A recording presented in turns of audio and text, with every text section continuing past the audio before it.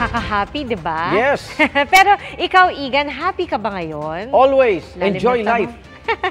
Ikaw naman, Pia. Happy ka ba? Ayan, Oo naman. Kitang-kita naman. Siyempre, Oh. happy. Happy kami. Gusto namin, happy ka. At saksi tayo sa Saksi kanilang tayo. kaligayahan, di Yes. ba? Pero ito, Igan, ang nakaka-happy na balita. Tumaas po yung ranggo ng Pilipinas sa listahan ng happiest countries sa daigdig. Oo naman. Base sa pag-aaral ng United Nations mula sa ika-76 na pwesto noong 2023, tumalon ang Pilipinas ngayong 2024 sa ika-53 pwesto.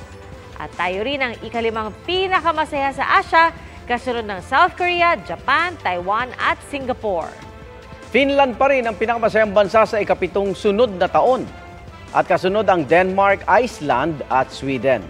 Naging basihan ng ranking social support, individual income, kalusugan, kalayaan, pagbibigayan at kawalan ng korupsyon. Mga kapuso, sama-sama tayong maging saksi. Mag-subscribe sa GMA Integrated News sa YouTube at para sa mga kapuso abroad, samahan niyo kami sa GMA Pinoy TV at sa www.gmanews.tv.